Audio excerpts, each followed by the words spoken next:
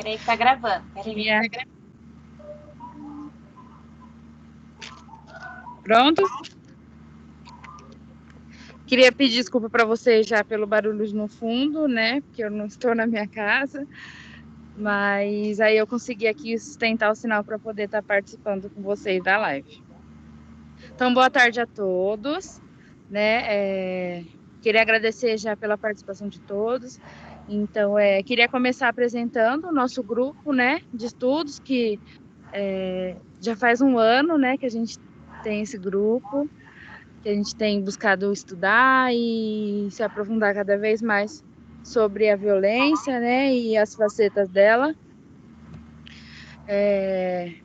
O grupo ele é composto por mim, Milena, a Lívia, a Fabiana, a Dandara, a Fernanda, a Carla, como nossa orientanda, né, desse grupo. E a gente tem também ausente a Cindy e o Renan, que são mestrandos de serviço social, e nós, as outras meninas, somos graduandas de serviço social, e a Carla, né, nossa professora, né, de serviço social. Hoje a gente vai discutir sobre o filme Cidade de Deus, mas eu queria também resgatar um pouquinho sobre o histórico dos filmes que a gente trouxe em discussão esse ano, né? A gente começou com a live do filme O Coringa, né? Onde a gente discutiu um pouco sobre a questão da violência. Aí seguimos com o filme Bacurau, né? A gente também falou um pouco sobre a questão do território, trazendo um pouco para falar um pouco do nosso Brasil, né? Falamos também do filme O Poço, e agora a gente vai discutir o filme Cidade de Deus. Não sei, não me lembro agora se tem mais um. Acho que foram esses, né, gente? Quem puder me confirmar. Acho que sim. E aí hoje a gente vai discutir um pouquinho sobre ele, o filme Cidade de Deus, da qual a gente dividiu em 5 tópicos, né? Começando pela histórico, né, das comunidades periféricas. Depois a gente vai falar um pouquinho sobre a violência, o poder e as facetas da violência. Nosso terceiro ponto é a história do Zé Pequeno, que é um dos personagens principais do filme, né? Depois vamos falar um pouquinho sobre o sensacionalismo jornalístico, e aí a gente finaliza sobre a importância das políticas públicas no combate à violência. Então, iniciando, eu começo com o primeiro tópico, que é sobre o histórico das comunidades, e eu queria iniciar trazendo para a gente uma reflexão, sabe, uma análise de quem são as pessoas da qual moram nas comunidades periféricas, né, nas favelas, atualmente, né? São trabalhadores, são pessoas que são marginalizadas, né, e afastadas dos centros, né, dos centros urbanos, das partes bonitas, como a gente pode dizer, da cidade, né? E uma coisa que eu queria trazer no começo também para a gente, o quanto que essas comunidades sofrem, né, na dificuldade de acessos, né, desde das questões básicas deles, e essa questão da ausência também de políticas públicas presentes nesses territórios, né, o quão esquecidos e marginalizados eles são.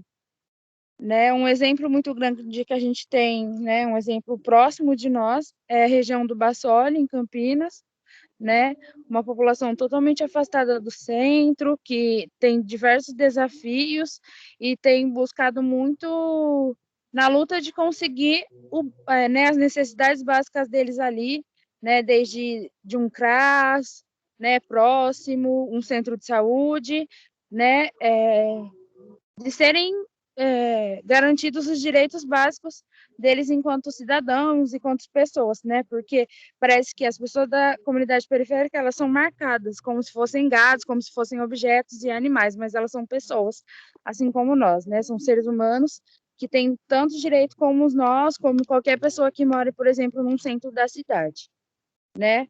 E a gente pode trazer, né, resgatar um pouco, né, dessas pessoas que moram tão distantes do centro da cidade desde o Brasil colônia, né? Assim que houve o fim da escravidão, para onde os negros foram, né? A gente pode pensar um pouco, trazer, né, isso.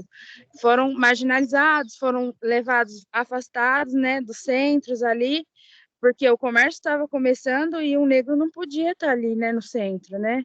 O que que ele ia trazer, né, de bom ali? E trazendo mais um pouco, né, trazendo essa questão de ver a realidade da cidade de Deus, né, que eles trazem até a fala, né, de afastado do centro, do cartão postal, né, esse afastamento, né, a gente pode trazer a questão do roubo do gás, né, onde eles suprem uma necessidade básica, né, por conta de não ter essa necessidade suprida, né, essa questão dessa ausência muito grande do Estado ali dentro daquele território, né, do dinheiro, quando né, tem o roubo do motel, que mais para frente, pessoal, as meninas vão estar falando, que eles distribuem ali entre eles, então é uma comunidade que tenta, né, suprir as suas necessidades ali num coletivo. Né? A gente pode ver também a questão da evasão escolar, pois a gente percebe poucos adolescentes, crianças nem a gente nem vê, mas adolescentes frequentando a escola, né? E a gente vê essa desesperança, né, deles de que não merecem algo melhor, né, que não podem sonhar, que não podem ter oportunidades, assim como uma pessoa que mora num centro da cidade, por exemplo, né, numa área mais de classe média, né, de classe média alta, como a gente pode, né, trazer aqui. E aí a gente vê que eles têm a Era do Paraíso, né, uma questão de a entrada ali, né, para o crime, a entrada para o tráfico, trazendo essa ilusão, né, de um paraíso, né, de algo melhor, né? E uma coisa que a gente pode também trazer ali, que o filme vai trazer para a gente, que morador de favela é sinônimo de bandido. E uma coisa que está na nossa realidade, que a gente vê e vive todos os dias, né? Porque se você vê um morador de comunidade, né, um de favela, as pessoas atravessarem ruas, desde num banco e a vestimenta dele já ser alguém suspeito, né? E a gente vê um exemplo muito grande no filme, na cena de quando os policiais matam um trabalhador como se ele fosse o bandido, e na verdade não, era apenas um trabalhador, né? E isso é algo muito forte trazido ali no filme, tá? Agora eu queria passar para a Dandara e ela vai trazer um pouco para a gente sobre essa questão da violência e do poder.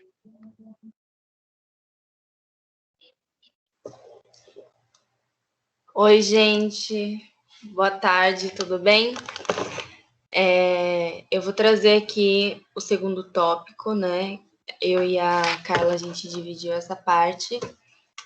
Bom, eu queria trazer um pouco, complementar o que a Milena falou, sobre a cidade de Deus como a esperança, né? A promessa de um paraíso.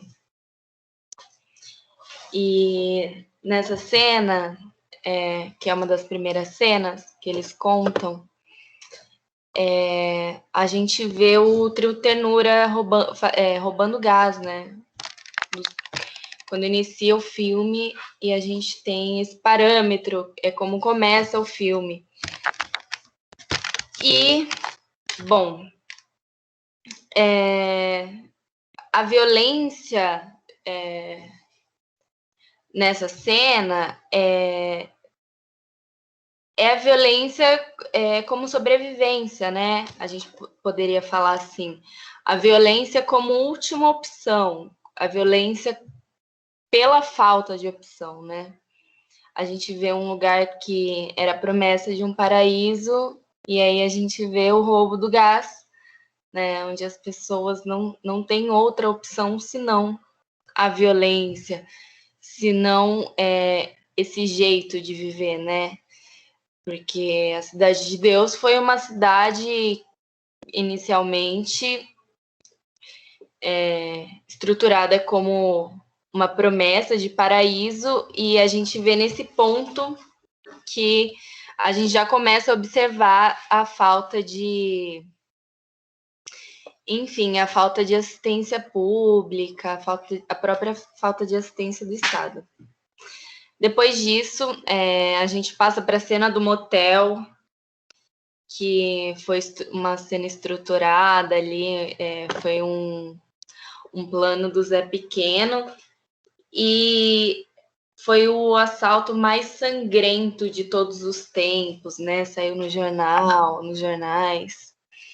E como que a gente poderia ver essa cena, né? O Zé Pequeno é um menino que a gente vê no filme sozinho, sempre solitário. E ele tem alguns amigos, mas a gente não vê os pais dele, por exemplo. A gente vê os pais de outros meninos. Quando eles roubam gás, por exemplo, ele manda entregar o dinheiro para o pai. O Zé Pequeno não, né? O Zé Pequeno é um menino que vive ali sozinho, e isso imprime a falta de afeto, né? Para os jovens periféricos, né? A falta de influência da construção do afeto mesmo, né? Eu avalio essa cena como a falta de ter o que perder, do Zé Pequeno, ainda criança. Ele quer exterminar o inimigo, ele quer exterminar todo mundo, porque ele não tem nada. Aí agora eu vou passar para Carla, a fala dela, e depois eu volto para terminar a minha fala, gente. Bom, pessoal, boa tarde. Né?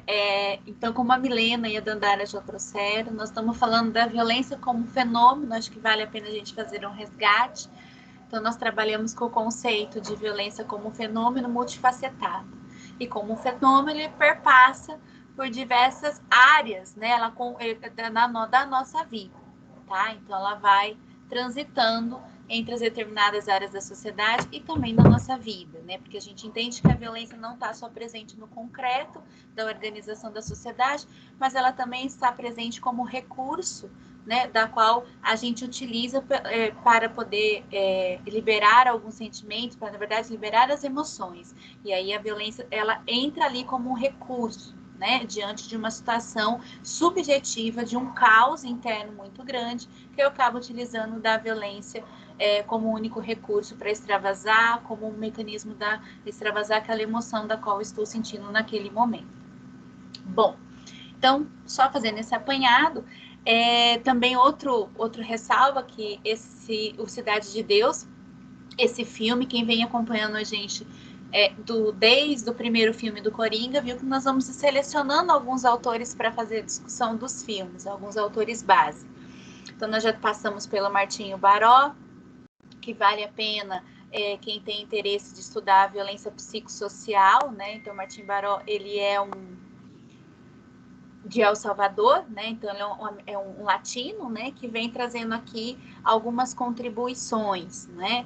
Nós utilizamos também o Martin, a Ana Arendt, um pouquinho só, né? Num dos filmes que nós trabalhamos, e desde do último filme a gente tem centrado o trabalho um pouquinho mais na Marilena Chaui, tá? Então, só para dizer para vocês que por isso que a gente trouxe o território e a gente vai trazendo as outras coisas que os outros componentes vão estar falando, muito pautado na ideia de violência da Chaui, tá? A Chaui vai trabalhar com a ideia de violência da questão da ausência de ética, né? E a ética para Chaui não é a ética aquela do código normal que a gente está acostumado, né? O profissional tem a ética do respeito, isso, aquilo.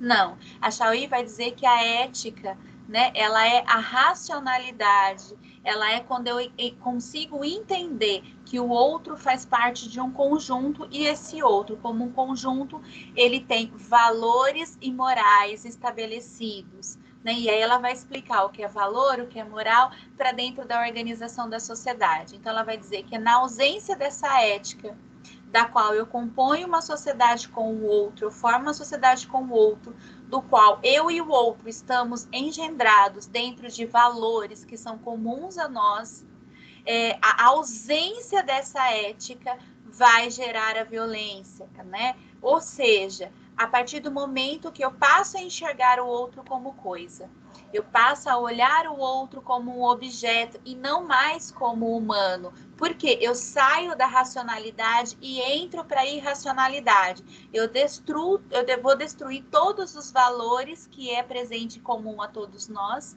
né, em prol de um desejo meu ou de um desejo do Estado, porque a Marilene Chaui também vai trabalhar com a violência estrutural, então ela vai colocar tudo dentro de um ambiente, ela vai dizer, em várias partes ela vai dizer que o Estado, ele é um dos maiores violadores, né, e nós vamos ver isso também na fala das outras meninas. Por quê? Porque a partir do momento que o Estado olha a sua população, olha seu cidadão como objeto, e aí eu faço o que eu bem entendo com aquele objeto, que é a população, o Estado está sendo violador, porque ele não está cumprindo o papel dele de ética, ou seja, de cumprir aquilo que é estabelecido, os valores e as morais que nos organizam enquanto sociedade.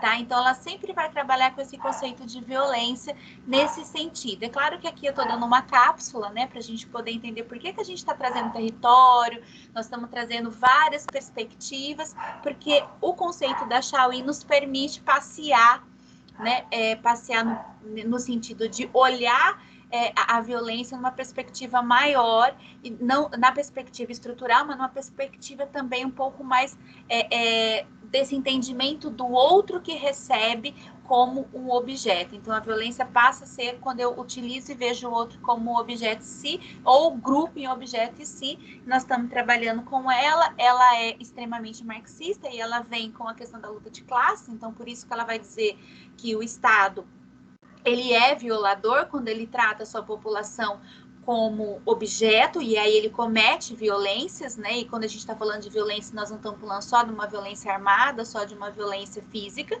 mas todos os tipos de violência, inclusive a pobreza, né? O desemprego, a falta de saúde para todos e todas as outras coisas que nos garantem a nossa vida, né? A nossa sobrevivência como coletivo. Então, ela vai trazer essa concepção do Estado como sendo violador, porque o Estado é composto por uma classe dominante. E como a Milena bem lembrou e colocou, o Estado, desde lá da sua formação, enquanto povo brasileiro, desde o início da nossa exploração, né, nós sempre fomos um país que foi construído em cima da violência, né? Inicialmente uma violência persuasiva, de manipulação, depois uma violência de massacre, enfim, aí nós vamos, o Brasil em si foi sendo constituído, ele foi sendo construído, os valores que tinham antes com os indígenas, todo o povo que já morava aqui, isso foi destruído e foi implantado outros valores, e nesses outros valores que foi implantado uma violência perversa, que é uma violência praticamente que passa invisível por nós, porque nós naturalizamos essa violência, né? Tanto que ela vai dizer que no Brasil há um mito da não violência, né? O que seria esse mito da não violência? Nós somos um país, aos olhos dos outros países, cordial, um país onde a gente recebe todo mundo muito bem, um país da festa, um país que qualquer feriado todo mundo sai de casa, então assim, um país pacífico, né? E ela vai dizer isso é mentira, né? Porque como se o Brasil não tivesse violência, pelo contrário, isso é o peixe que nós brasileiros acreditamos, que nós somos um país pacífico, na verdade nós somos um país extremamente violento. Por isso que ela vai trabalhar com o mito da não violência, né? Então é um mito, não é real, né? O Brasil, ele é extremamente violento. E eu fiquei com a parte de trazer para vocês essa questão da violência. E aí, como a gente está olhando então para Chaui, eu vou pegar algumas facetas dentro do filme. São facetas da violência que foram não tão trabalhadas dentro do filme, até porque o foco não era esse, mas eles fizeram questão de colocar no filme essas facetas para que a gente pudesse entender que a violência não é só uma questão do assassinato. A violência não é uma questão de homicídio, ela é muito mais do que tudo isso, né? Então a gente precisa entender isso. E aí eu fico com as facetas da violência contra a criança e adolescente, a violência contra a mulher, a questão da violência sexual e a violência do Estado.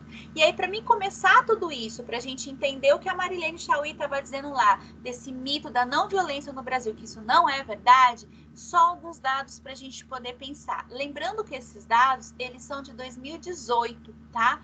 Porque o 2019 ainda não saiu os dados e muito menos 2020. Né? Então, a gente tem os dados do Mapa da Violência de 2018, que foi feita uma pesquisa em 2017.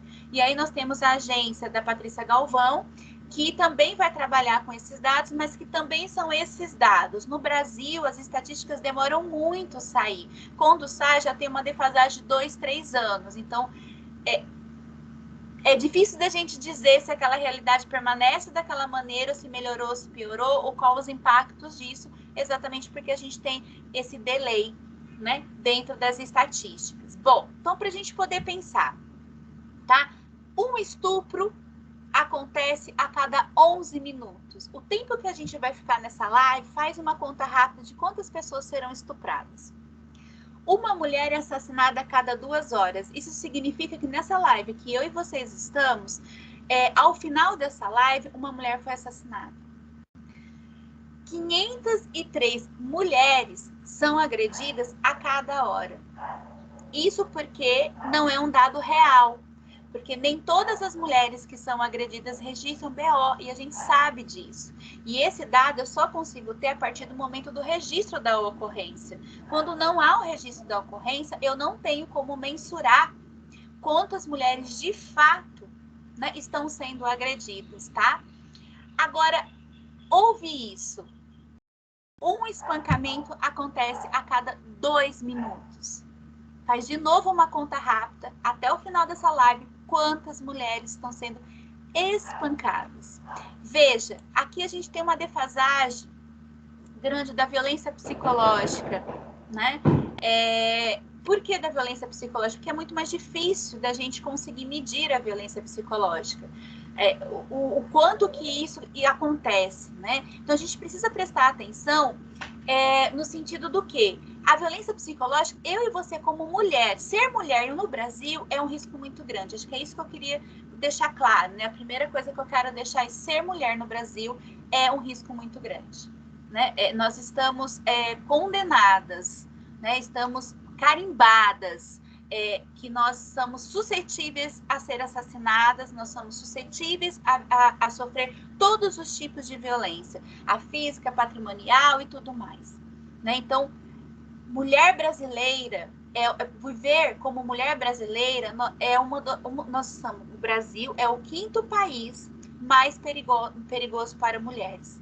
Veja, o 5º país mais perigoso para as mulheres. 5º. Isso porque a gente tem países onde a mulher ainda é tratada como objeto dentro da legislação. A gente tem países de culturas diferentes que vai tratar a mulher como objeto ali do homem, e nós somos o 5º. Isso é muito sério. Então, significa que é muito perigoso ser mulher no Brasil. E com tudo isso, a gente começa... O que o filme traz? O filme é belíssimo, porque ele faz um destaque para a questão da violência contra a mulher, do uso do corpo como objeto, né? Então, o Zé Pequeno, ele se apropria do corpo da mulher. Não é da mulher enquanto pessoa humana. Eles não estão tendo uma relação onde a gente troca os afetos. Não. Ele apropria-se do corpo da mulher para se satisfazer, porque é a única maneira que ele apreendeu de ver a mulher. Ele só consegue uma mulher pegando ela à força. E é pegando mesmo ela à força, como é um objeto. Eu pego um vaso. Eu pego um vaso e coloco dentro desse vaso o que eu quero. Mas veja, por que o filme é brilhante? Porque o filme vai destacar. Foi a única maneira que o Zé Pequeno consegue chegar até as mulheres.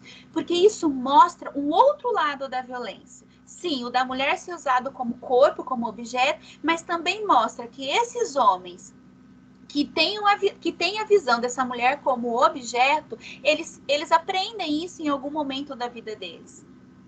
Alguma coisa está sendo naturalizada nessa sociedade, onde a mulher é colocada como objeto, e para os homens tudo bem isso. Então, o Zé Pequeno faz esse relance para a gente, né? Ele coloca isso, é o único jeito de eu chegar. Ou seja, há ausência de uma relação de afeto, há uma ausência de explicar para ele que a mulher é um ser humano, ela é uma pessoa.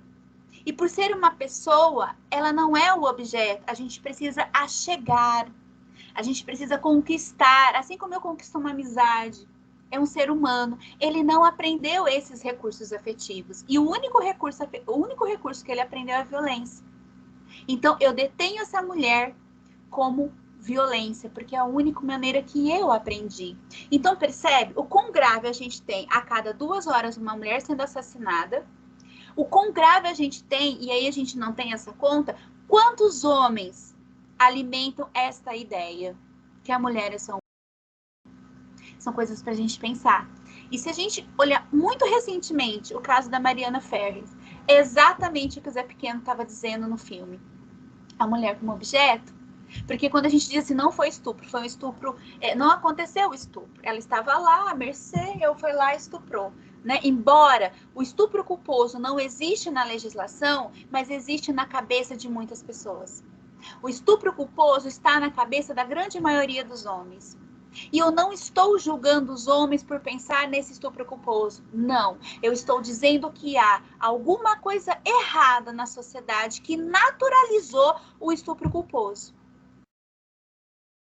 Então, veja, nós temos um problema maior. Nós temos o problema da vítima que sofre, mas nós temos o problema daquele que comete. Porque aquele que comete internalizou o estupro culposo. Internalizou. Então, não existir na legislação, mas na cabeça das pessoas existe. E na cabeça do Zé Pequeno, por exemplo, também existe o estupro culposo. É só um objeto, o corpo é um objeto. Então, o filme nos atiça a pensar isso. E olha que ele não trouxe isso como eixo central do filme, hein? Só alguns flashes que vai passando. Outro flash que o filme dá é a violência contra criança e adolescente. O Zé Pequeno é a prova que a violência transgeracional ela é repassada. Que aquilo que eu aprendo quando criança, muitas das vezes não é todos os casos, mas é importante. O aprendizado que eu tenho, aquilo que eu recebo quando criança, isso vai determinar o que eu vou ser como adulto.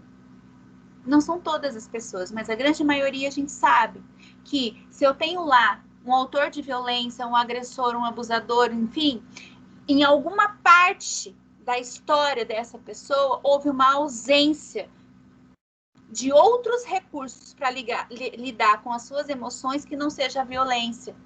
E essa ausência é responsabilidade de quem? Porque foi isso que aconteceu com o Zé Pequeno. Ele cresceu nesse meio, né, violento. Ele não tinha o suporte. Ele, como criança, ele sofreu as violências. E aí ele só reproduz lá na frente. Depois eu vou voltar, quando eu vou falar da saúde mental, né, do Zé Pequeno. Mas ele vai reproduzir lá na frente a violência. Percebe o quão grave isso é? E para vocês pensarem mais um pouquinho. E eu estou dizendo aqui, a gente não consegue os dados de violência contra a criança no sentido de quantas são agredidas a cada minuto. Por quê? Porque esse é outro dado velado. Não tem registro. Não tem. As violências contra a criança só vão chegar ao registro de boletim de ocorrência quando a coisa está muito grave. Ou quando houve um assassinato, ou quando houve uma criança que foi jogada do prédio, ou quando uma criança perdeu um membro, ou quando uma criança está muito espancada. É nesses casos que o boletim de ocorrência chega. Caso contrário, as surras cotidianas, isso não é registrado no boletim de ocorrência, porque assim como o estupro culposo está na nossa cabeça, embora não esteja na legislação, o bater na criança para corrigir, o bater na criança, o agredir a criança para extravasar as minhas emoções ou para responsabilizá-la de algo que é dever dela saber, também está autorizado na sociedade.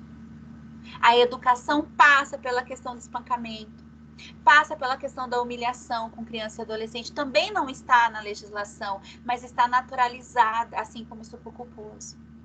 Então, as crianças e os adolescentes hoje são as pessoas mais vulneráveis ao sofrimento da violência. Porque está naturalizado que eu corrijo as crianças pelo espancamento, pela humilhação. Né? E isso não está nos boletins de ocorrência. Né? Só vai chegar no boletim de ocorrência ou ganhar a mídia quando algo extraordinário acontece, quando já não há mais possibilidade de atuação. Olha o quão grave isso é. Com os adolescentes, a mesma coisa. A mesma coisa. Para vocês terem ideia,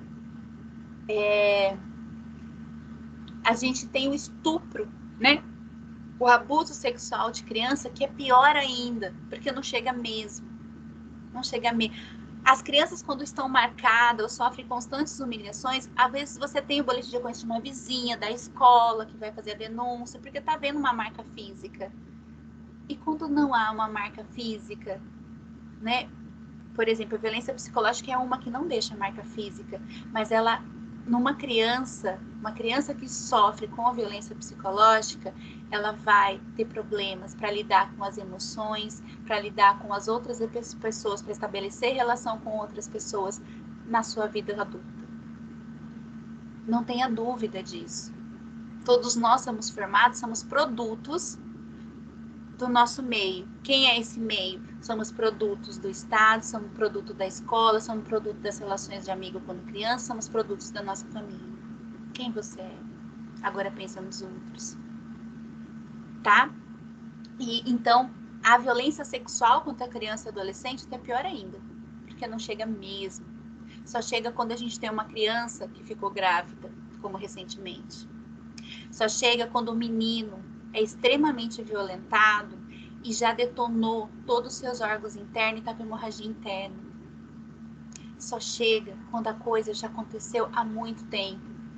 Ou quando eu já sou adulta e eu consigo dizer que de 9 até 14 anos eu fui estuprada dentro da minha casa. Então percebe o quanto que a violência é velada? O quanto que a gente tende a olhar a violência pela questão do só o homicídio. A gente olha, morreu X pessoas. Ok, é verdade, é violência. Mas como chega no homicídio? E os passos para chegar?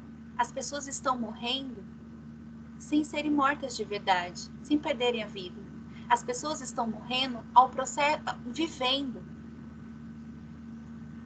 Sabe, um ditado muito ruim, mas assim, ele faz sentido.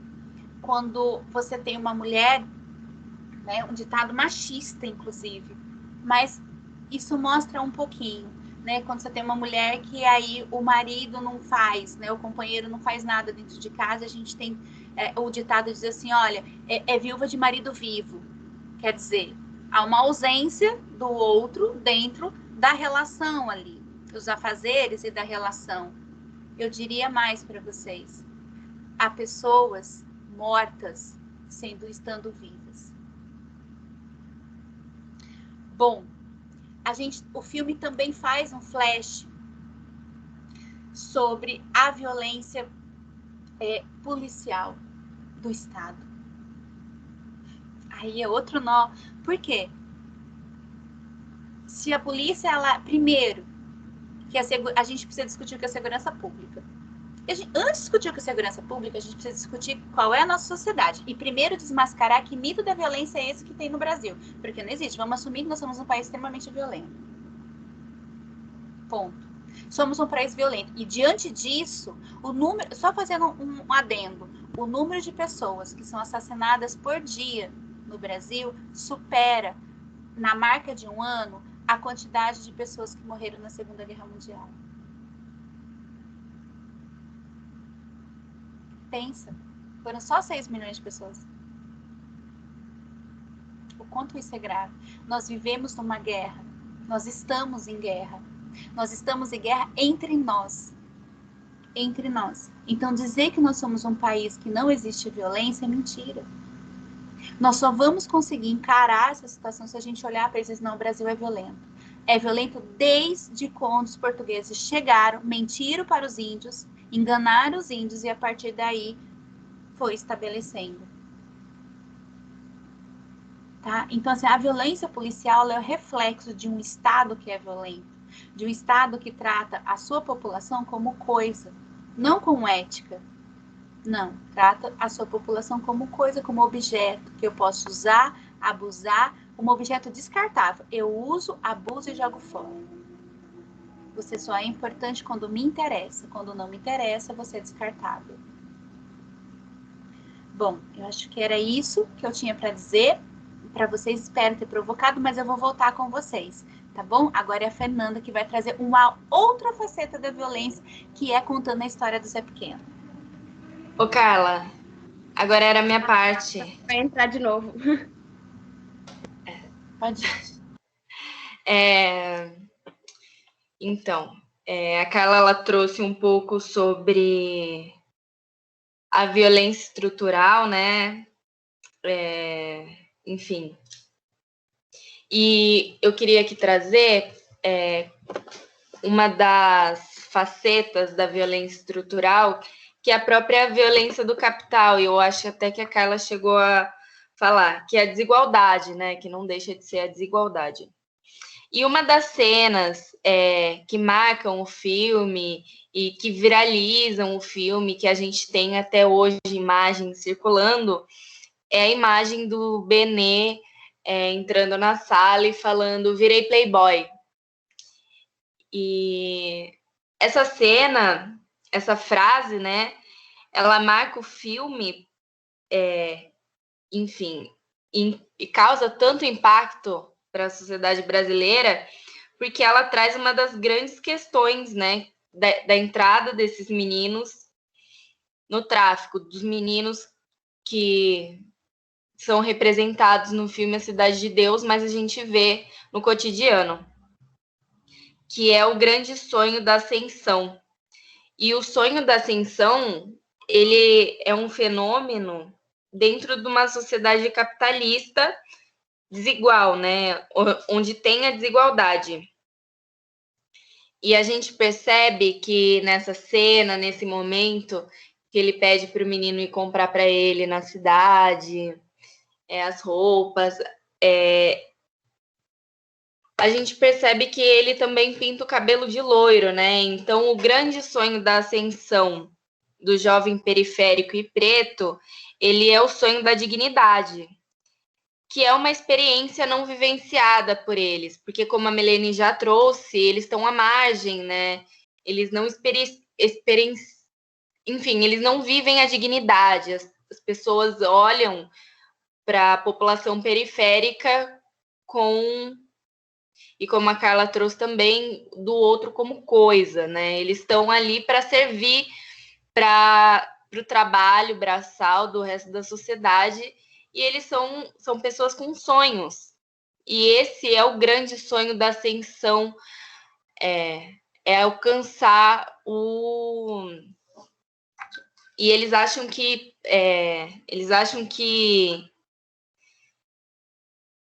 para você alcançar esse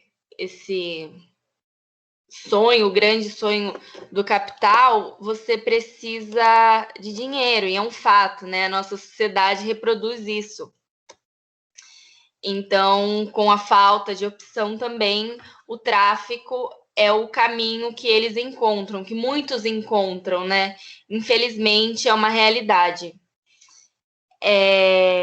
E a gente percebe também no decorrer do filme que na busca desse sonho, como isso atingiu o comportamento e a própria subjetividade deles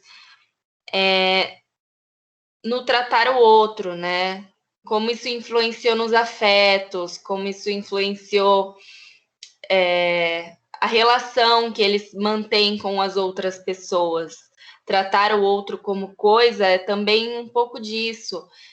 Como você trata o outro ali na sua gama de amigos. E a gente percebe que o Zé Pequeno, por exemplo, era um menino que tudo que ele tinha era na base do medo, da violência, era respeitado por medo, enfim.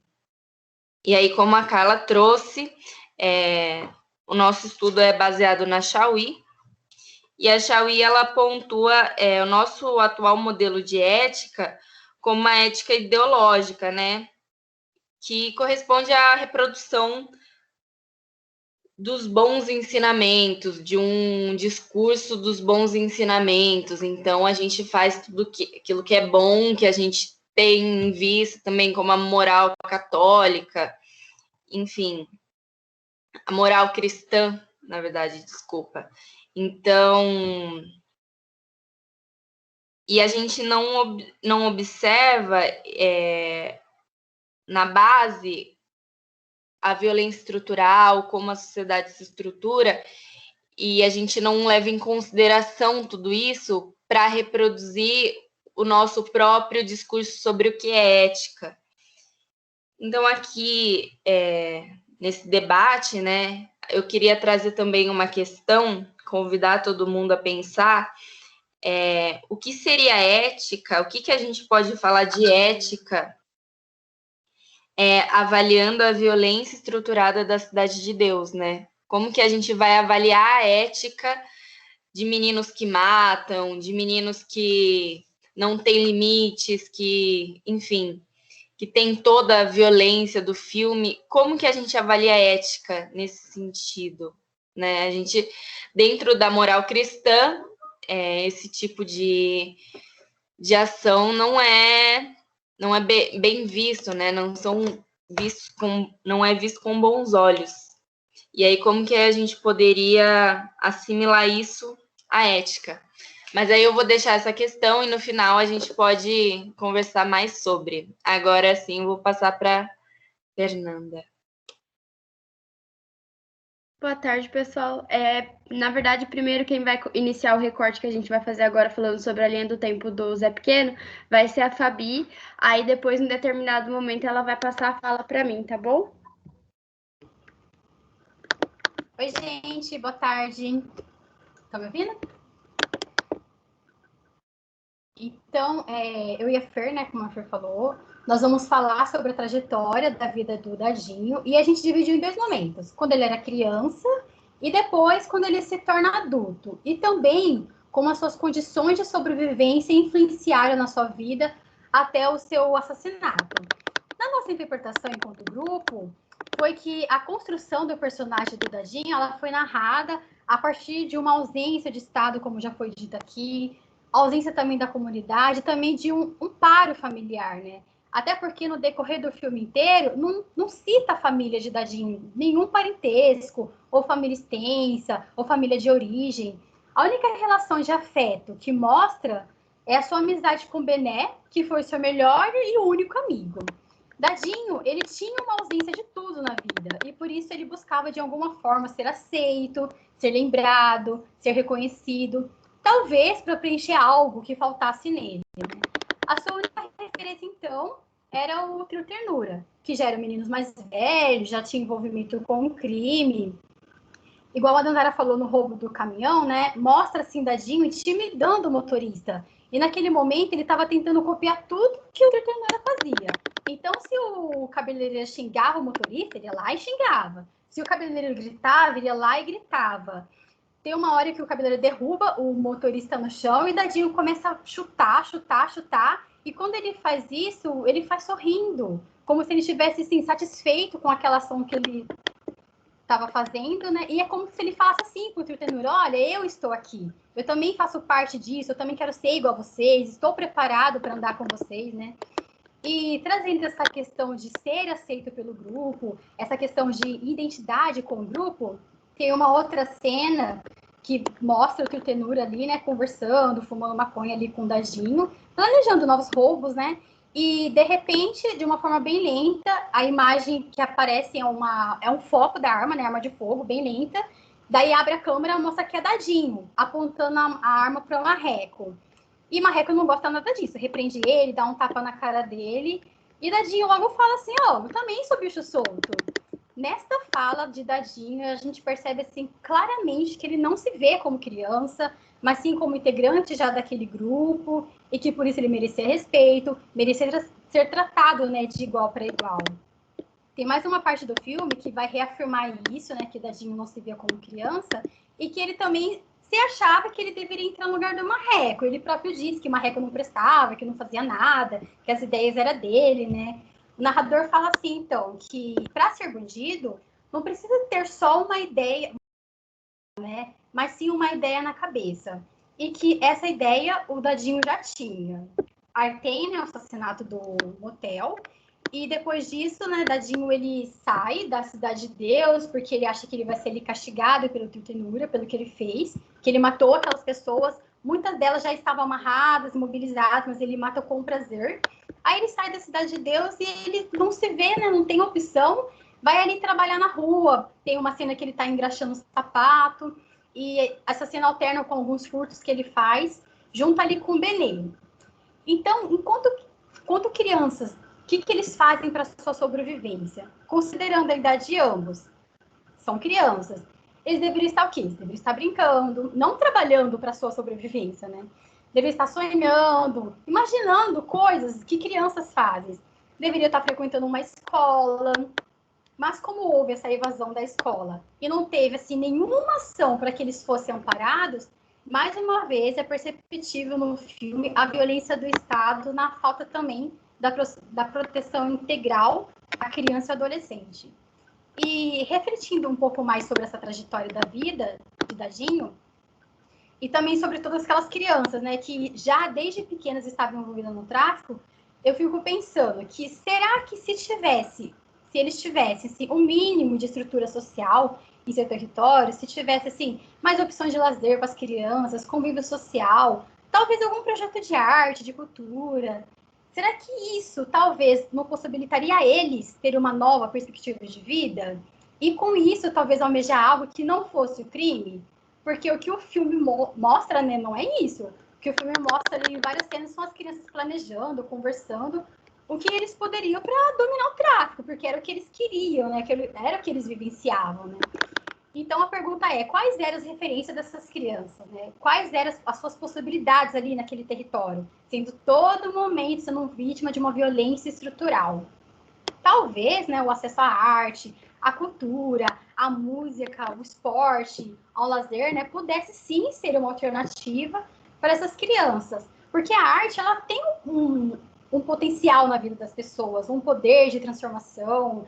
Através da arte, o ser humano ele consegue expressar suas emoções, ele consegue se reconhecer enquanto indivíduo, consegue assim aprender a se relacionar com o outro. Essa semana mesmo, eu vi uma reportagem no G1, que o título estava assim, bailarinos da Cidade de Deus conquistam bolsa de estudo fora do país. Garotada enfrenta tiroteio para chegar em aula de balé. A arte, ela possibilitou a esses bailarinos uma nova perspectiva de vida, né? Não só eles, mas também com as suas famílias. E uma vez assim que o Estado é ausente, infelizmente, o tráfico ele vai se tornar uma possibilidade concreta e até mesmo atrativa para muitas crianças e muitos jovens. E já que eu estou falando da arte, a arte na periferia, também não tem como deixar de mencionar o rap, né? O grupo Racionais MC, Facção Central, e outros também que lutam contra o sistema racista, genocida, opressor. E que através da arte, eles conseguem mostrar a realidade desses territórios, dessas comunidades, e também mudar a vida de muitas pessoas no combate à violência. Agora a Fernanda vai continuar falando sobre a trajetória da vida de Dadinho até o momento que ele vira o Zé Pequeno. Boa tarde, pessoal. Esqueci de falar boa tarde antes, mas agora eu vou dar continuidade, né? Eu e a Fabi tá fazendo a construção do personagem durante a live, e daí agora a gente vai pegar a adolescência, né? E dele se tornando adulto. Essa transição de Dadinho para Zé Pequeno. Eu já vou iniciar aqui a fala com um trecho do filme, né? Onde o narrador ele vai trazer, tem o Buscapé, né? Ele vai toda a narração do filme, né? Da história, enquanto ela acontece, e daí nesse determinado momento ele vai citar que entre um tiro e outro, com 18 anos, ele já era o bandido mais respeitado na Cidade de Deus. Até então, ele já tinha o respeito das pessoas, mas para ele ainda faltava algo, ele cobiçava alguma coisa, né? Ele cobiçava as bocas do tráfico. Então, ali a gente começa a perceber que, anteriormente a isso, ele não se sentia satisfeito, mas ele continuava fazendo os roubos, né, os furtos com o Bené. E até então tudo bem, só que daí em algum momento ali ele para e daí aquilo acende nele de novo, essa questão do poder que as meninas já estavam colocando desde o início da live. E daí ele cita para Bené, ele até fala, olha para os caras, eu vou falar aqui na minha maneira, mas ele tem um jeito específico quando ele fala pro Bené, né?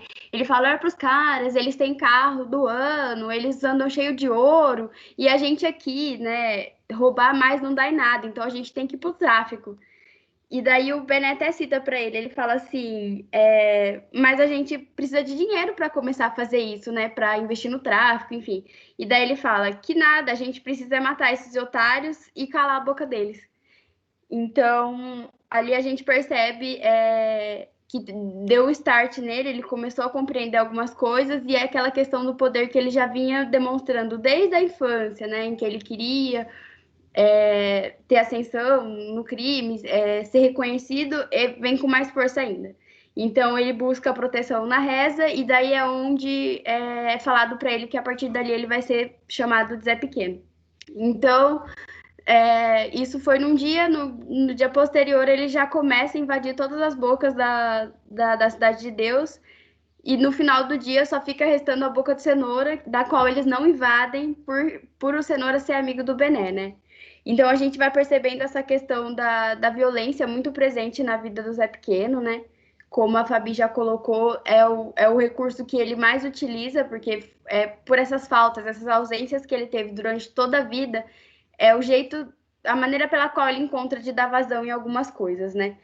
E daí, nessa questão de afeto, de relação que ele estabeleceu com o Bené, a gente percebe que o Bené ele consegue articular algumas coisas e contornar algumas decisões e atitudes do Zé Pequeno.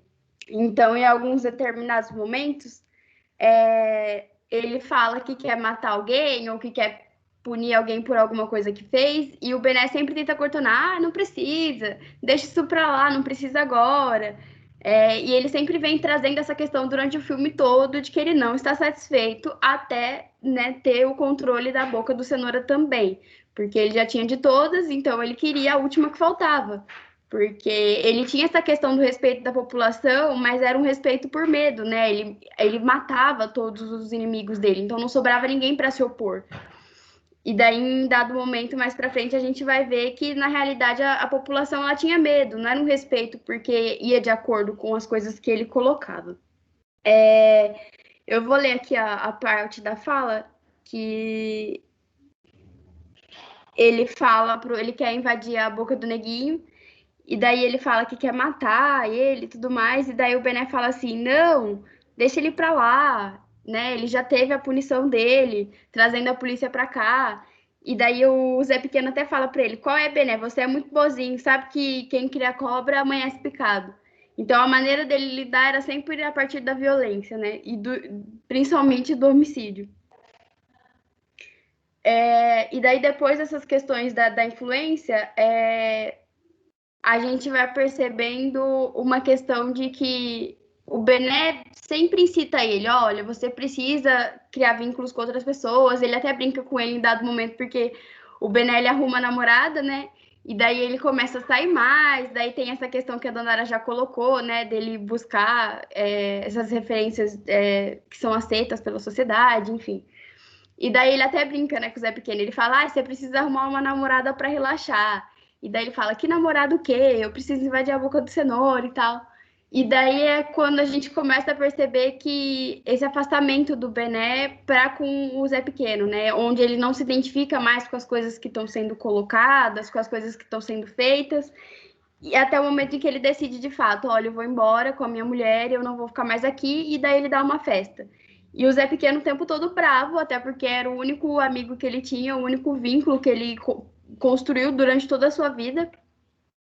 Ele fala, você vai me largar por causa dessa piranha, isso não tá certo e tal. Ele se opõe durante muito tempo. E daí, no final, o Bené fala pra ele, né? Deixa eu achar aqui, gente, que eu anotei, porque fica melhor, né? Quando a gente consegue pegar a fala do personagem. Ele fala, é por isso que eu tô indo embora. Pra você ninguém é bom, e eu me amarro na sua e eu não vou entrar em contradição com você. Você é meu amigo. Coloca na sua cabeça que eu estou indo embora. Eu gosto de você, mas não dá pra mim, não. Ou seja, ele percebe que não dá mais pra ele continuar ali e ele prefere ir embora, né? E daí, com isso, a gente começa a perceber, assim, uma tristeza muito grande, né? E é justamente isso que eu quero trazer aqui agora, né? Durante todo o filme, às vezes, acaba ficando uma coisa de como se ele fosse um monstro e não tivesse nenhum tipo de sentimento, porque desde pequeno ele tem aquela questão do assassinato em massa no motel, e depois ele batendo nas pessoas e dando risada, ele matando o marreco. Então a gente vai vendo essa série de homicídios durante o filme, e a gente acaba pensando que, nossa, ele não pensa mais nas coisas que ele faz, ele não tem nenhum tipo de consciência, ele não tem emoção. E daí eu acho que é importante a gente resgatar essa questão, sabe? De que ele é humano e que ele tem sentimento. Que por conta dessas faltas de recurso que ele tem, que foram ausentes a ele durante toda a sua construção enquanto pessoa, ele teve esse desvio de caráter, onde ele começa a usar da violência, ele começa a ter essa crescente na violência, né, e cometer esses assassinatos, mas ele continua sendo uma pessoa que tem sentimentos, que sofre também, então ele não sabe como reagir e ele começa a ficar bravo nessa festa de despedida. Eu não vou ficar me alongando muito para não falar sobre todo o filme, né? Entendendo também que vocês já assistiram, mas daí durante um dado momento o Bené atiram no Bené e ele morre. E daí é onde o Zé Pequeno mais demonstra a raiva dele, ele começa a ficar desesperado, a ligar para a ambulância não vem, e ele percebe, né, que o amigo dele morreu mesmo, não tem mais outro jeito o que fazer, e ele começa a atirar pro alto, e ele fica muito bravo, e daí ele começa a... É onde ele decai, né? Acho que a única base, assim, que ele tinha como relação de afeto era o Bené, e ali ele percebe essa perda, e ele não tem uma reação boa. E daí é tudo isso que a Carla já colocou, né? Que daí vem a questão do estupro, a questão da violência, e começa a guerra entre facções. E daí o que a gente quer colocar aqui sobre essa guerra de facções é a questão, duas cenas em específico, né? Que é a questão do jornal, que o Mané Galinha, ele aparece no jornal, né? E daí o Zé Pequeno fica bravo, ele fala, como assim? Esse cara apareceu no jornal, eu não tô aqui, eu separei, inclusive, a fala dele. Ele fala assim, eu que mando aqui a foto desse cara que sai no jornal. Se tem a foto do Galinha, pelo menos o meu nome tem que aparecer no jornal. E daí ele fica revoltado e ele não sabe ler, porque teve essa questão da evasão escolar. E daí ele começa a pedir para as pessoas que trabalham com ele na boca para procurarem o nome dele ou lerem. E ele fica o nome dele. E daí nisso o Buscapé chega e ele pede, tira minha foto e tal. E daí é levada a foto, é impressa na primeira capa do jornal e ele sai, e ele fica muito feliz com isso. Enfim, mais uma vez essa questão dele de ascensão, né? De demonstrar que ele tem poder, de reafirmar, essas coisas elas só vão tendo uma crescente, assim, durante o filme. E daí a parte final aqui, já caminhando para o final da fala, o que a gente quer destacar é a questão do ciclo, que fica nítido, assim, né? Em um dado momento, eles começam a colocar as crianças, né, que eram chamadas de caixa baixa, para poder lutar, né, contra a outra facção, porque já tinha morrido muita gente, essa guerra já estava durando há muito tempo, então eles começaram a recrutar as crianças para lutarem também. E daí eles fazem a galinhada lá num dia, e daí ele fala, e aí, molecada, vocês não gostam de comer galinha? Então vamos comer uma galinha no almoço, e mais tarde a gente vai jantar o Cenoura, que era o líder da outra facção, o traficante, né? Aí ele fala, eu tenho um presente para vocês. E daí, nisso, ele começa a entregar arma na mão das crianças. E daí, quando acaba, né, naquela cena em que eles estão correndo atrás da galinha e a polícia cerca eles, prende o Cenoura e leva ele lá para tirar satisfação, em que o Buscapé fica tirando foto e tal, as crianças que ele entregou a arma vêm e cometem um assassino, né, o homicídio dele. E daí fica assim, nítido pra gente nesse momento esse ciclo, né, acontecendo de novo. Então, quando ele era pequeno, ele cometeu todos os assassinatos, ele também participou do grupo lá do Tiro Ternura, e daí esse encerramento é as crianças dando continuidade, né, naquele ciclo que ele passou uma vez lá atrás. E acho que essa é a questão maior, assim. E daí o Buscapé vai tirar foto dele, e essa foto dele morto, todo ensanguentado num beco, sai nas primeiras capas do jornal. E daí agora a Lívia vai trazer um pouco para a gente sobre essa questão do sensacionalismo midiático.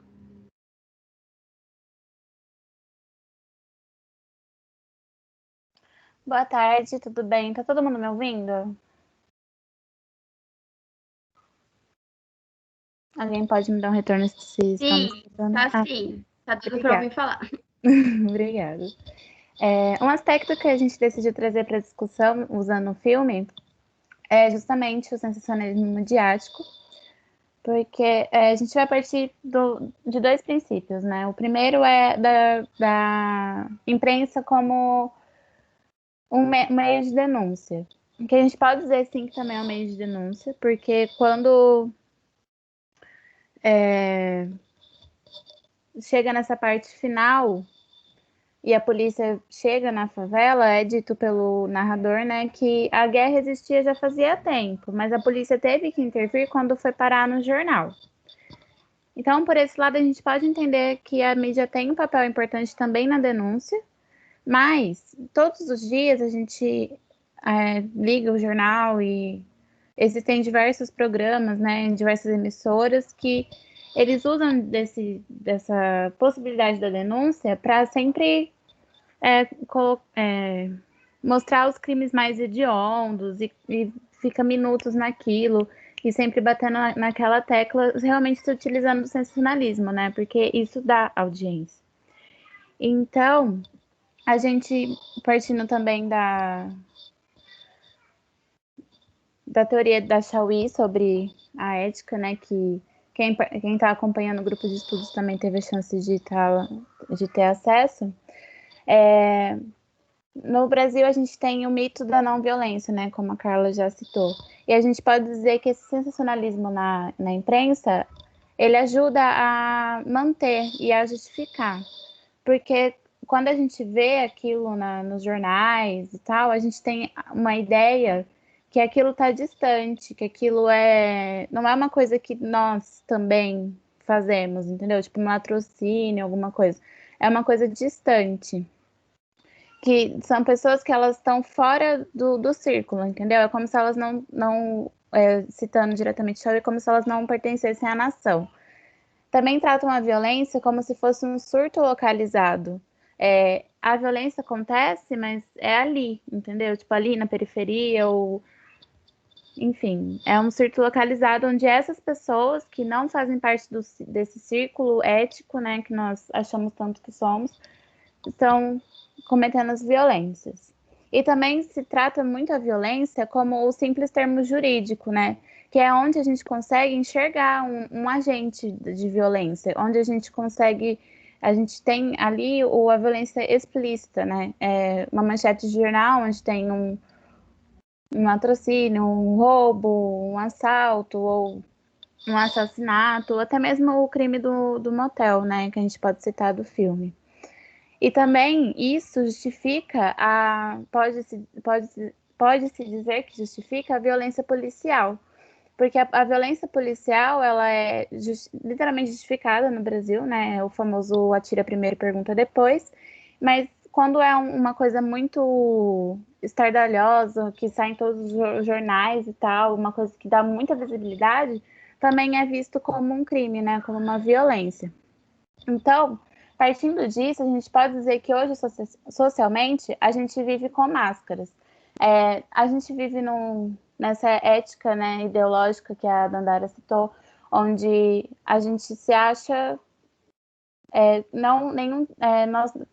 gente se acha como se não fôssemos nenhum agente de nenhum tipo de violência, mas a gente esquece que a homofobia, o racismo, o machismo, eles também são violência, a desigualdade social também é violência. E as pessoas que realmente são afetadas por essa violência estrutural, elas não têm visibilidade, né? Elas tiveram a humanidade delas excluída, são um número, né? Uma estatística, um objeto. Então, a gente vê esse reflexo da desigualdade, da discriminação, da segregação, né? E também do distanciamento dos grandes centros, da falta de oportunidade no filme, onde a gente vê que os jovens eles querem ascender pelo tráfico. Então, a gente se vê, né, num papel onde quando a gente vê uma violência explícita, a gente sente a indignação, porque nós somos éticos, nós somos morais, nós seguimos os bons costumes. A gente brada, né, as famosas frases do tipo bandido bom, bandido morto, mas a gente esquece que constantemente nós também somos agentes de violência. Eu digo a gente num termo de sociedade geral mesmo. Acho que a gente incita muito esse falso retorno à ética que a Chauí também traz, né? Esse falso retorno a essa ética ideológica que a gente vive hoje. Agora a gente vai discutir aqui com vocês algumas formas como a gente poderia combater a violência dentro das periferias. Eu acredito que a primeira a falar seja a Carla. Bom, voltei, né? Vamos lá, então, um pouquinho. Eu vou fazer um resgate, né, para a gente poder finalizar. Quando a gente discute violência, as pessoas tendem a ficar muito bravas. Você vai discutir aquilo que é ruim, né? Não aponta nenhum caminho. E esse não é o objetivo do grupo, né? O objetivo do grupo é estudar a violência para que a gente possa ter uma visão dela na sua amplitude e visão de vários pontos diferentes. E a partir desses pontos e a partir dessa visão, construir estratégias de intervenção. Então, esse o objetivo do grupo, para que a gente possa pensar mecanismos de atuar para dentro da violência. E aí não seria diferente, né, hoje. E aí eu queria pontuar algumas políticas públicas que podem ser que podem ser revistas e que podem ser potencializadas para como estratégias de intervenção junto às pessoas que estão numa situação de violência, vivendo uma situação de violência, as pessoas que estão cometendo violência e as pessoas que estão a caminho, né, de entender a violência como único recurso da vida, né, como único recurso de lidar com as relações humanas. Então, bom, a primeira coisa que eu queria destacar é a saúde mental. Por que a saúde mental? Né? As meninas trouxeram e nós também fomos construindo a questão do Zé Pequeno. O Zé Pequeno, quando ele era criança, dadinho, nós vamos percebendo que a ausência de relações de afeto, a ausência do Estado, a ausência de todos os recursos possíveis foi sendo construído nele um mecanismo de adoecimento neste processo. E poderíamos até dizer que o Zé Pequeno, ao final, ele já caminha para um transtorno, ele já, né, olhando de fora, um transtorno psicopata, ele já vem para um lado da psicopatia. Por quê? Lá na questão do motel, quando ele vai e assassina todas as pessoas, você já percebe ali que ele não tem um sentimento pela outra pessoa, né? Pegando a Chauí, o outro é um objeto do prazer dele. Então, matar o outro não faz diferença. E essa é uma das características do psicopata, né? Só que, quando a gente pega a história do Dadinho, inicialmente, nós vamos perceber que a ausência de todos os recursos afetivos, dos recursos sociais, né, vai potencializar esse transtorno nele, chegando ao ponto que ele chegou como Zé Pequeno. Porque ele vai numa crescente. E por que eu estou dizendo isso? Para dizer que se a gente tiver um investimento na política de saúde mental, nós conseguiríamos, não digo, a psicopatia não tem cura, mas tem controle. Né? Então, a gente poderia pensar a saúde mental, poderia não, porque a saúde mental já tem esse programa, mas a gente precisaria potencializar os programas que a saúde mental tem, no sentido de atingir toda a população. Não só uma classe muito pequena que tem acesso à psicologia, que tem acesso a tratamentos psiquiátricos, mas que isso fosse alargado também para as comunidades, até como mecanismo de prevenção a ataques violentos. Percebe como a saúde mental é importante? Eu não estou dizendo que todas as pessoas que cometem violência têm algum comprometimento mental. Eu não estou dizendo isso. Aliás, né, nós temos uma estatística comprovada que somente 1% da população que comete assassinato, homicídios no Brasil, eles têm psicopatia. 1%, os 99% são ausência de todas as outras coisas que a gente já pontuou. E essas outras coisas aqui pode gerar transtorno? Sim, não só a psicopatia, mas pode gerar outros transtornos. Por isso que é importante nós defendemos a política de saúde mental. Defendemos o CAPS, né? O CAPS é um mecanismo de atuação para dentro com as pessoas, no sentido de fortalecimento, de potencializar. O CAPS trabalha com a ideia de destacar outras potencialidades nas pessoas. Não só a potencialidade ruim, mas as outras potencialidades, porque vocês sabem, né? Todos nós somos suscetíveis, eu e vocês, somos suscetíveis a desenvolver qualquer transtorno mental. Qualquer um. Né? Se a gente não for cuidado, nós vamos desenvolver isso. Né? Quando é uma criança, o que vai alterar? A diferença é que quando criança, o transtorno psiquiátrico ele se desenvolve quando o meio não dá conta. Quando o meio não oferece outras condições para além daquilo que está posto. Ou seja, para além do uso da violência. E quem é esse meio? Eu já disse, né, para vocês anteriormente. A comunidade, a escola, a família, os amigos. Esse é o meio. Se a gente tem um meio fortalecido, nós não vamos ter crianças que vão usar da violência lá na frente, porque eles vão ter outros recursos para lidar com os dele, que não seja a violência. Eles até podem usar a violência, mas depois que se esgotou os outros recursos para lidar com aquele conflito com aquela situação. E aí entra um pouco o que a Fabiana trouxe. Um dos recursos de outra política que pode ajudar na prevenção à violência, principalmente na criança e adolescente, é o incentivo do esporte e do lazer e da cultura.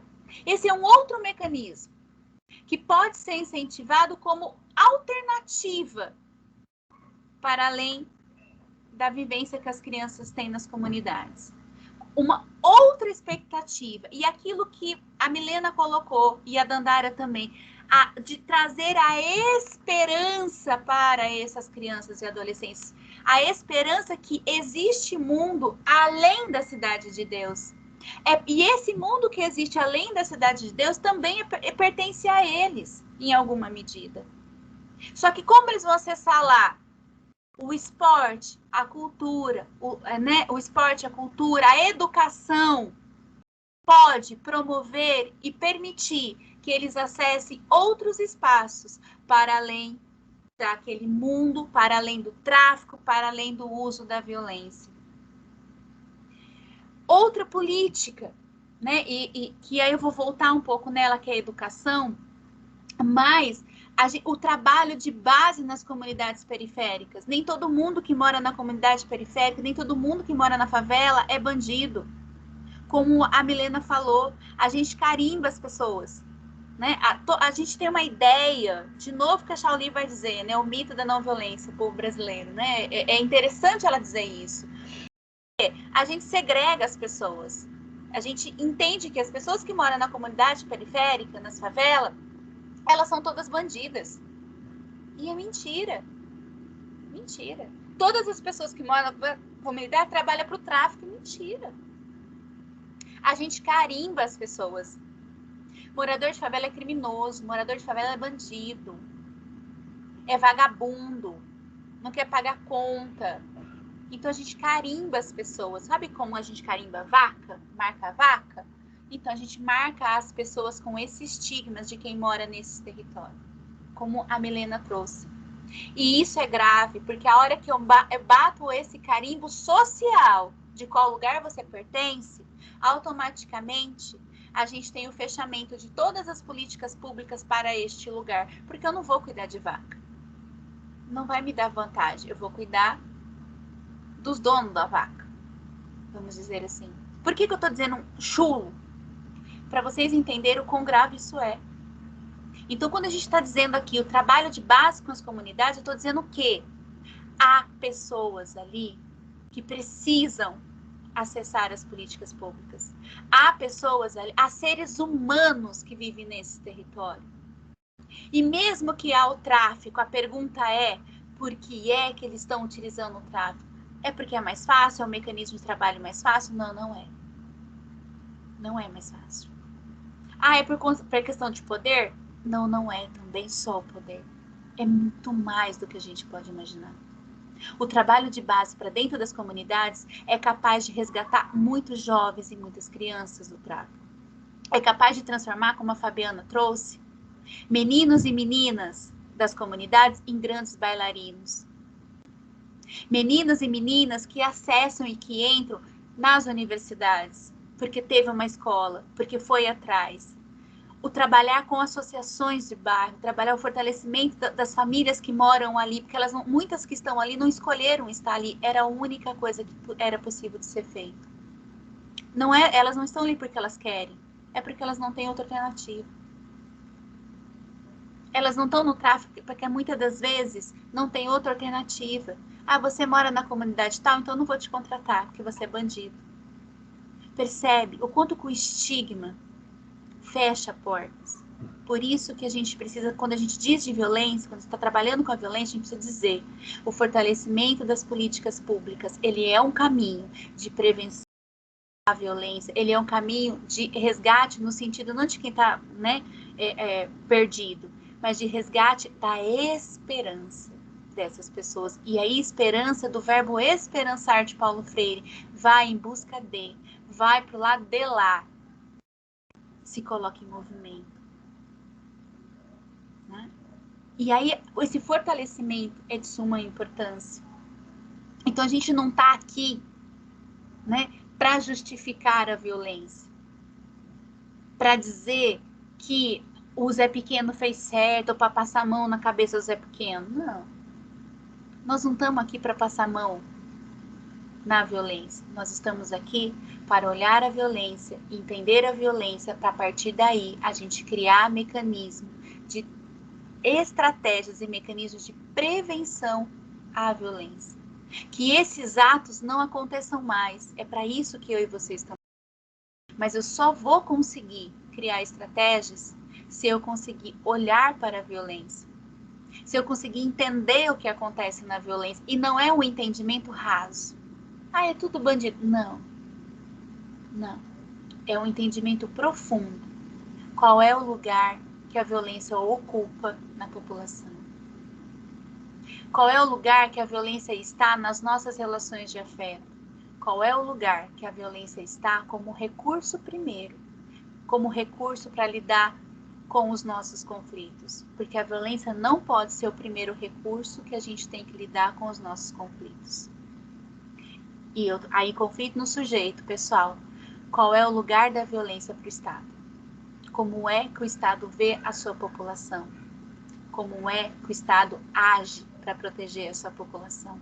Como é que o Estado combate a violência? Como é que o Estado combate a sua própria violência interna? Então, essas são questões que o filme nos trouxe. Hoje a gente se estendeu um pouquinho mais do normal na live, porque é um filme que nos traz muitas coisas. Um filme que nos inquieta, porque está perto da gente, está do lado da gente. Muitos de nós somos moradores das comunidades. Se não somos, passamos. Se não passamos, sabemos que existe. Sabemos que existe violência, sabemos que acontece uma guerra. Nós estamos em guerra já faz muito tempo. O que eu e você podemos fazer para combater, proteger e prevenir? Porque é esse o nosso objetivo. É isso o nosso objetivo. Quero agradecer cada um de vocês que ficaram esse tempo todo com a gente na live, pedir desculpa, porque a gente ultrapassou um pouco o tempo hoje, mas nos colocar agora também para o debate, para as perguntas, né, o que vocês acharam, para a avaliação de vocês, tá bom? Vocês podem fazer pergunta pelo chat, quem está convidado não tem acesso ao chat, mas pode abrir o microfone e pode fazer a pergunta direto para a gente, tá bom? As meninas querem falar alguma coisa?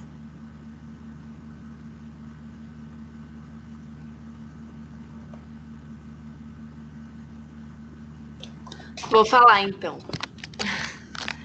Eu queria agradecer a oportunidade da gente estar fazendo essas lives, agradecer também as nossas reuniões, o nosso diálogo. É muito importante, né? E eu vejo assim uma linha de evolução também academicamente falando, né? E eu acho que esse grupo de estudos e esses debates sobre o filme, eles têm ajudado bastante, sabe? Ainda mais quando a gente traz alguns autores, quando a gente analisa com mais propriedade. Eu tenho gostado bastante e queria agradecer a todo mundo, as meninas, pelo tempo, a disposição. Às vezes a gente acaba tendo alguns problemas e a gente se ajuda e no final dá tudo certo.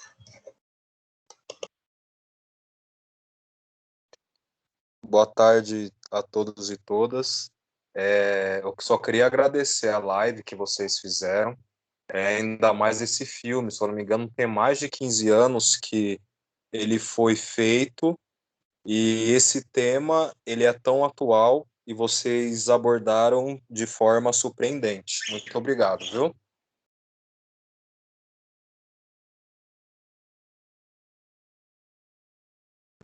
Ele tem mais de 15 anos, Marcos, mas ele é tão atual, não é? Cada vez que eu assisto esse filme e outros, mesmo os que a gente trabalhou nas lives passadas, é a nossa realidade. Esse mexeu muito com a gente, diferente do Bacurau, porque o Bacurau ele trabalha mais uma questão fictícia, mas a Cidade de Deus não. Não. Ele é o nosso chão. Tá falando da nossa terra, tá falando da nossa cultura, de como nós brasileiros nos portamos, como nós brasileiros nos comportamos com os outros. Porque é pra gente pensar como é que eu estou sendo ética para dentro da sociedade, qual é a minha responsabilidade para dentro dessa sociedade. Então nos coloca em movimento. Eu gosto muito do verbo esperançar, principalmente quando Paulo Freire vai explicar. Nos coloca em movimento de caminhar, de buscar entender o ponto de lá. Não ficar parado esperando uma solução que vem do Estado. O Estado sou eu e vocês. O Estado somos nós. Nós somos o Estado. Nós formamos esse Estado e permitimos muitas vezes que esse Estado cometa violência. Nós permitimos. Por que permitimos? Porque às vezes a gente mata em nós o verbo esperançar. Nós não nos colocamos em movimento. Nós não vamos para o lado de lá para entender o que está acontecendo. Nós ficamos esperando respostas prontas. Ou às vezes ficamos esperando que o Estado dê uma resposta para a gente. O Estado não vai dar uma resposta para nós. Porque nós já sabemos que o Estado é violento. Nós já sabemos qual é a resposta do Estado.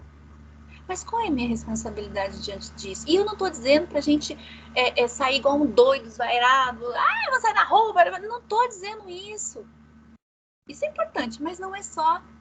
A nossa responsabilidade como sujeito, como cidadãos brasileiros, é da gente olhar para nós como cidadãos, olhar para nós como sujeitos, olhar com o sujeito ético, como a Chauí vai trazer, não como objeto e como coisa, mas como sujeitos.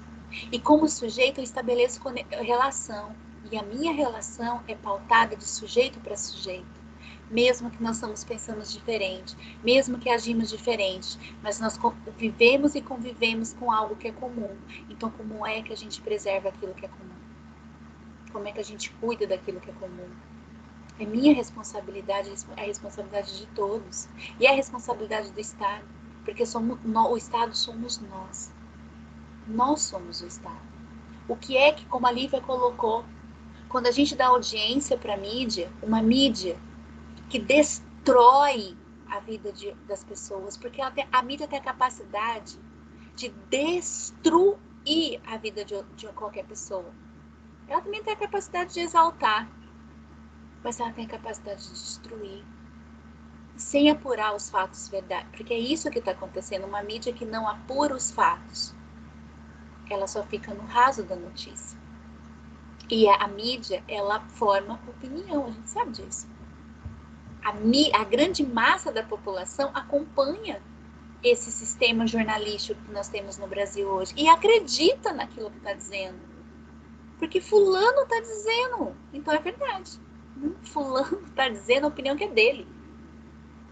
Ele não sabe o que aconteceu, ele não foi apurar, é um julgamento. E nós damos audiência muitas vezes para esses programas. Ou seja, nós estamos, em alguma medida, contribuindo para que a violência continue.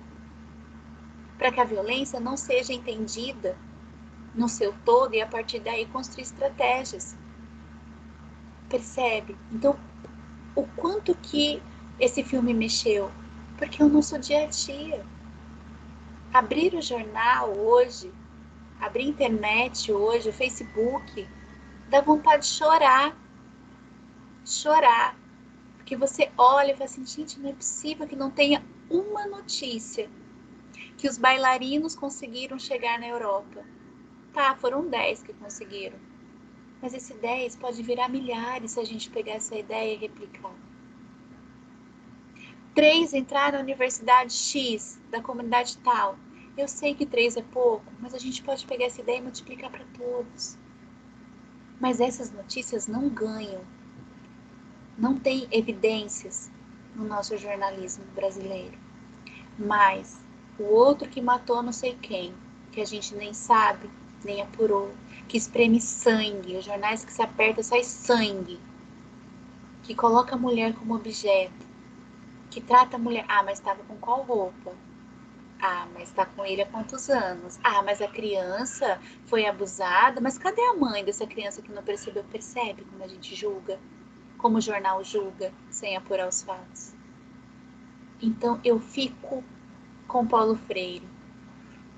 Nós precisamos potencializar em nós a esperança do verbo esperançar.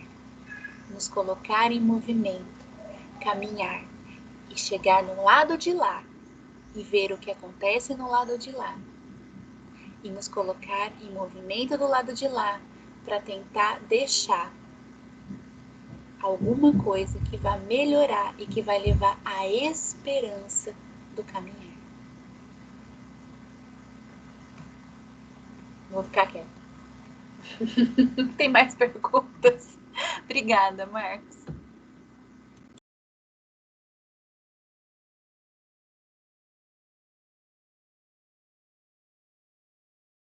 Eu acho muito legal, porque eu estava vendo uma reportagem essa semana falando de um homem que ele se formou na USP e agora ele tem um projeto, ele saiu da comunidade, né, estudo na USP, ele se formou e agora ele tem um projeto de reforço escolar na comunidade, né? Então, trazendo um pouco dessa esperança para as crianças. Eu acho que isso é de extrema importância, assim, quando a gente vê alguns projetos que são desenvolvidos nas comunidades, no sentido de propiciar novas perspectivas, né, para as crianças e adolescentes e também trabalhar essa potencialidade que eles têm, sabe? Tirar esse estigma de que eles já são concebidos para o crime e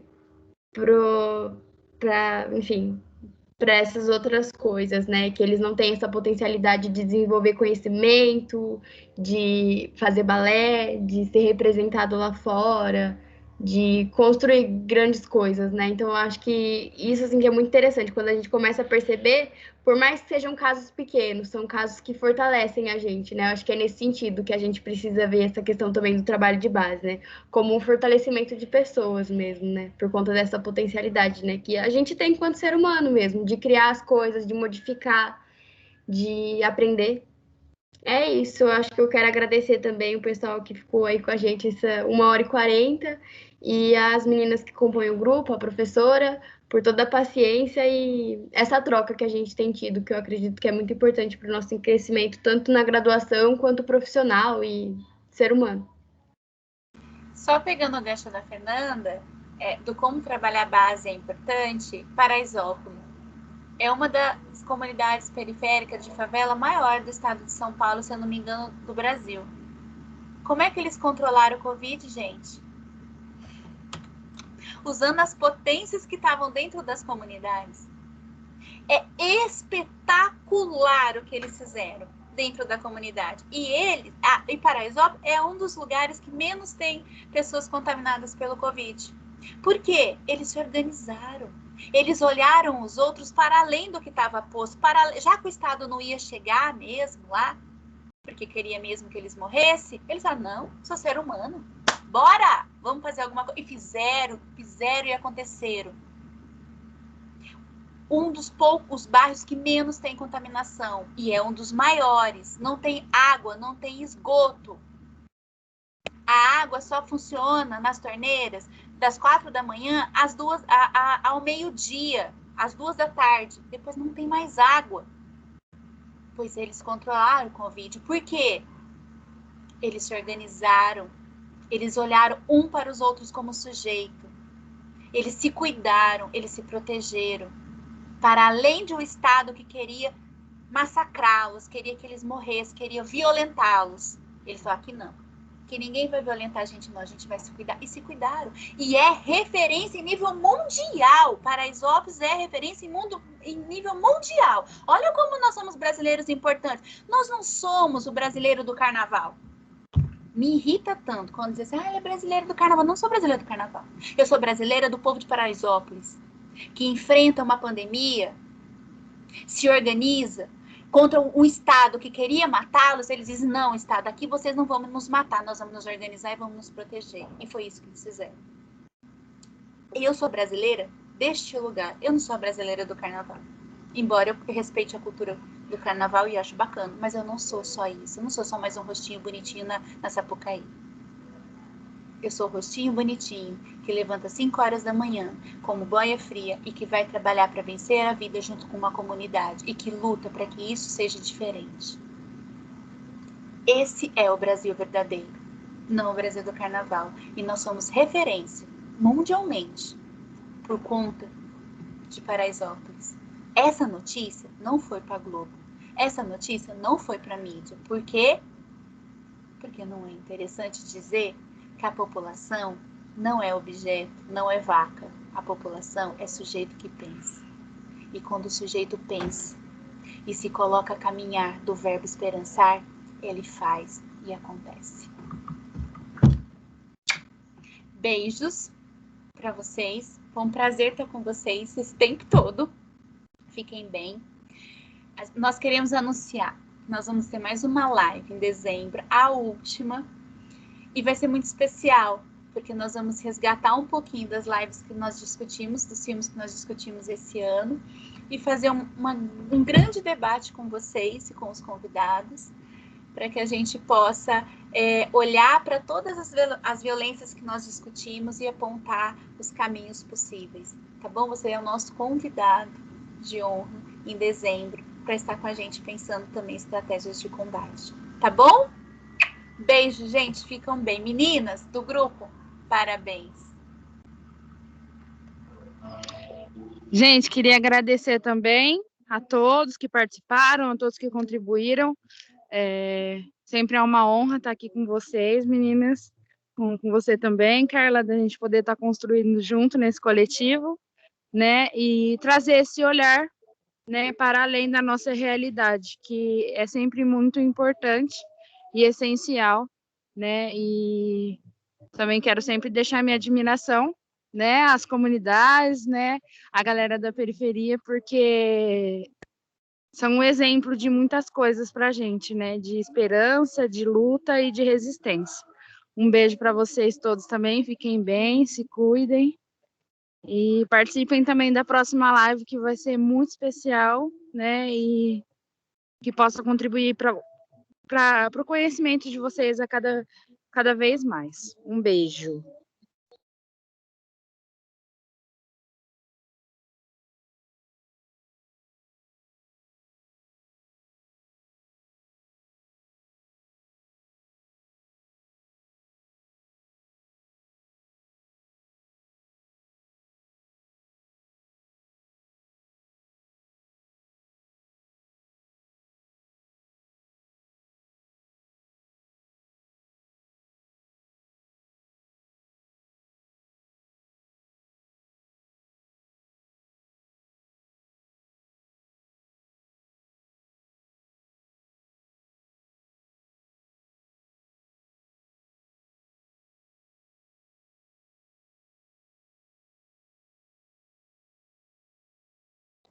Gente, era para todo mundo sair mesmo?